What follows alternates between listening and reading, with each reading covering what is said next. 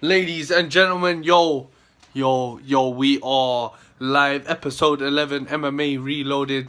Sorry about the lateness, internet problems as everyone has, you know what I mean? Uh, you know, this episode, coming off UFC 201 being the last big pay-per-view, did we see a shocking upset? Not in my eyes. I do believe that, we've had 7 title changes this year only. 2016, we've had 7 title changes. I have only 2 words to say to that. Holy shit. I think it was the first time ever I heard Frank Shamrock say that it's easier to win the title than it is to keep it. And fuck me, that could not reign more true. Uh, you know, the first title change I saw, when TJ Dillashaw lost to Dominic Cruz. Then you had Michael Bisping, Luke Rockhold. Then you had Luke Rockhold, Chris Weidman. You had Amanda Nunes, Misha Tate, Holly Holm. Cain Velasquez, Fabrizio Verdum. All of those.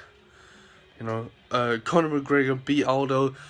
Basically guys who have beaten the best, that have beaten the best, and you know what I mean.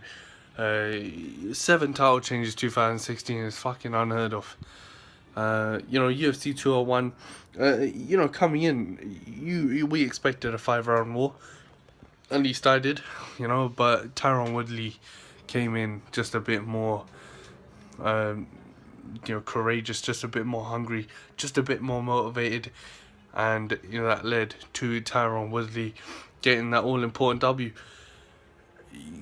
First round knockouts in these 7 title changes, at least 3-4 of them have been first round knockouts. And you can't, that shows that MMA is as real as it gets.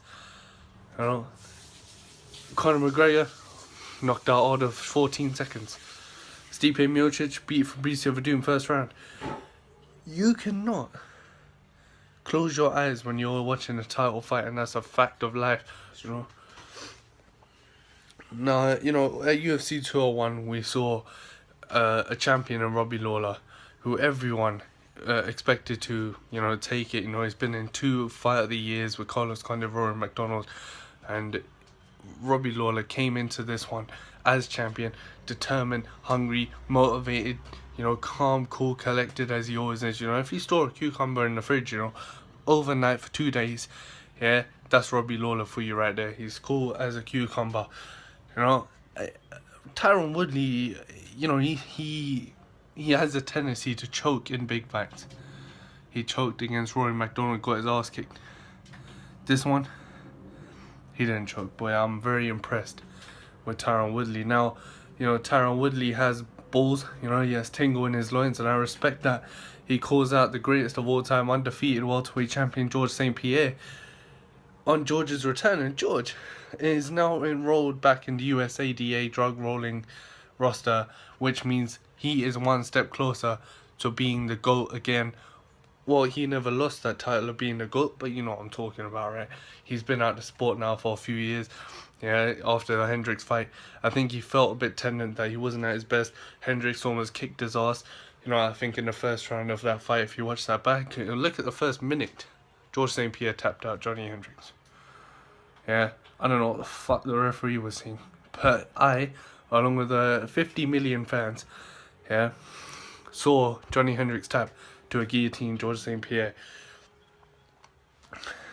Also, Tyron Woodley, his other ball has dropped. Nick Diaz has been called out by Woodley, but Nick has his own plans going on. He might face Chael P. Sonnen, the American gangster, coming back. Chael is, I wouldn't say scared, but he's a bit of a pussy.